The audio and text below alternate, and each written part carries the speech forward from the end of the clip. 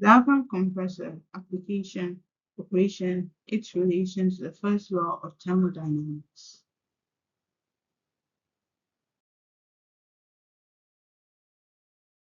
Presentation outline. What is a diaphragm compressor? Uses and applications. Advantages of using a diaphragm compressor. More on diaphragm compressors. How a diaphragm compressor works. Diaphragm compressor working principles. First law of thermodynamics and its application to manage energy during compression process. What is a diaphragm compressor? A diaphragm compressor, also known as a membrane compressor, is a type of positive displacement compressor that uses a flexible diaphragm to compress gases.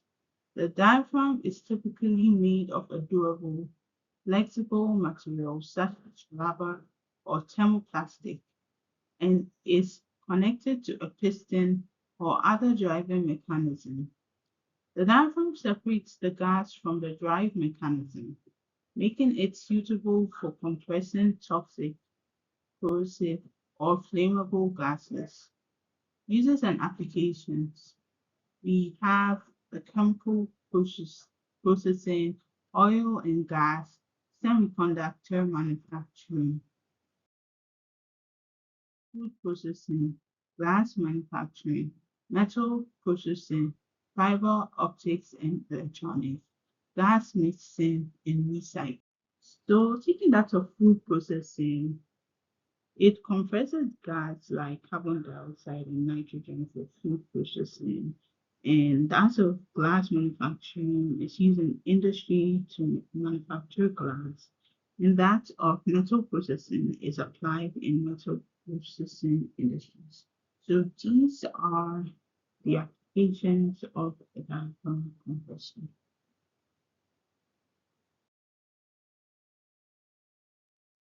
Advantages of the diaphragm compressor: non-contaminating, low maintenance, energy efficient, high reliability. So for the non-contaminating, the sealed compression chamber prevents gas leakage or contamination, and low maintenance. Fewer moving parts make it easier to maintain. And for energy efficient, we have design reduces energy consumption and operation costs, and high reliability is known for high reliability and long service life. More on diaphragm compressors. Some parts of a diaphragm compressor are the inlet valve. And the inlet valve is where the gas enters the compression chamber. And we have the diaphragm.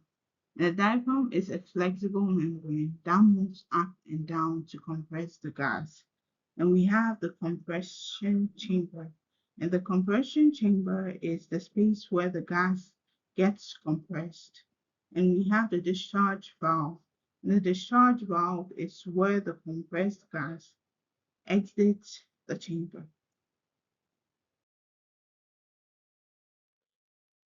The operation of a diaphragm compressor. So over here we have diagrams of a diaphragm compressor. That's a 2D drawing and a 3D drawing. We can see its parts and how the movement of gas goes in and out of it. And that's what we're going to talk about, its operation. So with that, we have the intake phase. So the intake phase is the process starts with the intake phase where the diaphragm moves up and down or moves downward, creating a vacuum in the compression chamber. This causes the inlet valve to open, allowing gas to enter the chamber from the inlet port. And we have the compression phase. The compression phase is okay, so once the chamber is filled with gas and the inlet valve closes, and the diaphragm moves upward. This upward movement compresses the gas in the chamber because the volume is decreased. During this phase, the gas is compressed to the desired pressure. We also have the discharge phase. And the discharge phase occurs as the gas is compressed. The pressure inside the chamber increases, causing the discharge valve to open. The compressed gas is then pushed out through the discharge port. Once the gas is discharged, the cycle starts again with the diaphragm moving downward. Diaphragm compressor working principles. A diaphragm compressor in Figure 1 can be identified as a variant of the reciprocating compressor with backup and piston rings and rod seal. Other than the intake element in reciprocating compressors, the compression process occurs by utilizing a diaphragm flexible membrane. Due to the movement of the diaphragm driven by crankshaft mechanism, the pump gas is compressed while it is only in contact with the diaphragm and the compressor box. This feature enables this type of compressor to suitably compress a wide range of gases, including explosive, corrosive, and toxic gases. Over here we have the section view of a diaphragm compressor cylinder or compression compartment with the details of the internal component. So we have the outlet valve, inlet valve, transfer chamber, working diaphragm, inner space, connecting pin, connecting rod, eccentric, and we have the compressor drive. The compressing process and the corresponding pressure volume relationship and variation of the compression process are illustrated in figure 2a. In the figure, I and II process is the compression process. II and III is the discharge process. III and IV is the expansion process, and IV and I is the suction process. Theoretically, the suction and discharge processes can be an isobaric process considering perfect valves, no pressure drop and no leakage, or with fixed pressure drop. The polynomial expression or expansion process depends on internal leakage and heat loss. The corresponding visual illustration of each step of compressing cycle using a diaphragm compressor and the position of the diaphragm in stage are illustrated in figure 2b. According to figure 3, the process consists of two isobaric stages and two stages in which pressure and volume are changed. The compressor at stage I has the maximum gas volume as the crankshaft is at the lowest position. As the shaft clockwise rotates, the connecting rod and piston or diaphragm move up. Therefore, the gas volume decreases along with the pressure increase. Once the pressure inside the compressor is higher than the back pressure, the outlet reed valve is forced to open and allow the gas to discharge until the diaphragm is pushed to the top and the gas volume reaches the minimum value in state II. As the shaft continuously rotates the diaphragm. As the shaft continuously rotates the diaphragm, it moves backwards and the chamber volume increases, and the gas inside the compressor is then expanded in state III. Once the pressure inside the compressor is lower than the inlet gas pressure, the inlet reed valve is forced to open and allow the gas to enter until the diaphragm is pulled to the bottom position in state IV. When the gas volume reaches the maximum value, it returns to its initial state. So over here is a diagram of what we just mentioned, and it all illustrates it illustrates which actually shows the pressure, discharge, compression, expansion, and other processes. And the discharge is so this phase difference signifies the release of energy or fluid from the system, often at a higher temperature. In expansion II, during this process, the working fluid expands, leading to a decrease in pressure and temperature. This is often associated with doing work on the surroundings and the suction in III. In this phase, the system takes in the working fluid. It's usually at a lower pressure, allowing it to fill the system after expansion. Then we have the compression, which involves increasing the pressure of the working fluid and the total volume, which represents the sum of different volumes involved in the cycle. So this is actually a diagram related to the thermodynamic cycle in a diaphragm compressor. So over here is the principle of the diaphragm compressor. And I is the suction phase. The piston moves down, decreasing pressure inside the cylinder. This allows the working fluid gas to enter through an intake valve. Then II is a compression phase. The piston moves up, compressing the gas inside the cylinder. The pressure and temperature of the gas increase during this phase. And III is the discharge phase. Once the gas reaches the desired pressure, the discharge valve opens. The high pressure gas exits the cylinder. And the fourth one, IV, is a clearance volume. This phase may refer to the volume left in the cylinder after the discharge, which can impact efficiency and performance.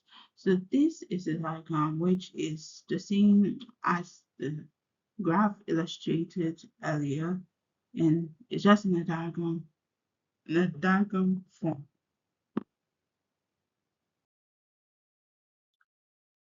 2A, we have figure 2A is a PV diagram of the compression process of the compressor, and 2B is the geometrical schematic of the compression compartment and the diaphragm position in corresponding stages in figure 2A, and the reed valve status in each stage. I to II is the compression. II, the chamber volume increases, and the gas inside the compressor in 1, 2, 3, then expanded in state III. Once the pressure inside the compressor is lower than 1. So over here is also another diagram. Over here is another diagram which involves the volume changes during various phases. That's the compression, discharge, expansion, and suction with respect to rotational angle. Figure 3. So figure 3, the volume change based on the rotational angle for the compressor for each compression, discharge, expansion, and suction. Now moving on to the first law of thermodynamics in diaphragm compressor. The compression cycle follows the first law of thermodynamics in an open control volume and can be defined as the rate of change of the internal energy of a gas in the control volume is equal to the rate of heat added to the system minus the pressure of the gas multiplied by the rate of change of volume plus mass flow rate of gas entering the control volume minus specific internal energy of the gas entering plus minus so mass flow rate entering the gas times the heat enthalpy, then minus the mass flow rate of gas leaving the control volume times the specific internal energy of the gas leaving. So where m is the mass of the gas inside the control volume. U is the internal energy. U naught is the gas, is the heat transferred from the surroundings to the gas. V is the pressure, V is the volume, T the time, M in is the inlet gas mass flow rate, H in is the inlet gas enthalpy, M out is the outlet gas mass mass flow rate, H out is the gas enthalpy, and the internal energy U is equal to H PV, where V is the specific H minus PV, where V is the specific volume. So we have three equations that relate the heat with pressure and that of mass flow rate and the mass and also the enthalpy. And these different equations are all in relation to how the diaphragm compressor works in accordance to the first law of thermodynamics. Therefore, for compression stage I and II and expansion II and IV processes in figure 2a, by considering no gas entering and exiting, this equation, which is from Vc equals to V1 minus V2 minus V dV. That's the equation that considers no gas entering and exiting, where Vc is the change in volume or clearance volume during compression stage, and which is equal to the initial volume of gas in the control volume and minus the final volume of gas after compression minus the infinitesimal change in volume, accounting for small variation during the process. So this yields to another equation which is shown below, which is the mass of the substance in the system, which is the rate times the rate of change of enthalpy with respect to time, is equal to the rate of heat transfer into the system plus the volume of the system times the rate of change of pressure with respect to time. On the other hand, while there's no gas exiting the compression compartment in the suction state, equation 4 yields to the mass flow rate. Equation 4 yields to equation 6. For discharge processes I and I process, no gas entering is considered. Therefore, equation 4 turns into this. The heat transfer between the gas inside the compressor and the ambient air Q can be determined based on the empirical equation proposed by Tulufka et al., which is the Nusselt number, then the Reynolds number, and the Prandtl number. A, B, and C are constant. The Vp is the piston speed. Vc is the effective gas velocity caused by suction or discharge, which can be calculated by the following equation.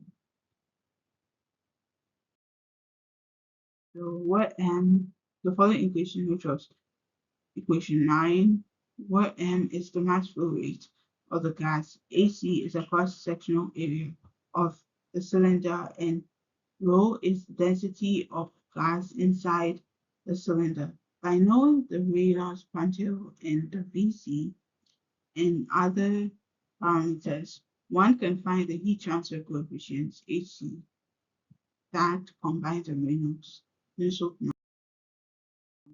Okay, it's the thermal conductivity of the compressor, and L is the characteristic length of the compressor chamber, which is the ratio of the volume to the area. Then it yields to this equation, That's equation 11. What use the heat transfer?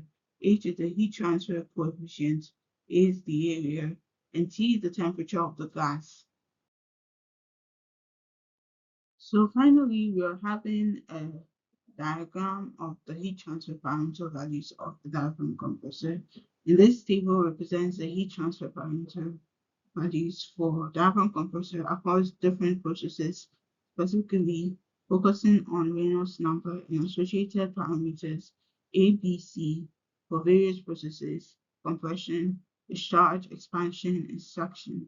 Each process is characterized by its respective Reynolds number and parameters, which are likely related to fluid dynamics and heat transfer characteristics within the compressor system. The first law of thermodynamics is applied to understand and manage the energy transformations during the gas compression process, that is, energy input. The diaphragm compressor requires energy to operate, usually in the form of electrical energy. Compression process. As the diaphragm moves, it compresses the gas within the chamber. Heat exchange. During the compression, some of the energy is transformed into heat due to friction and other inefficiencies. Efficiency calculation. The first law of thermodynamics helps in calculating the efficiency of the diaphragm compressor by balancing the energy input and output. The efficiency can be analyzed by comparing the work done on the gas to the energy input required to achieve the compression. In essence, the first law of thermodynamics ensures that the energy transformations within the diaphragm compressor are accounted for, helping in designing efficient and effective compression systems.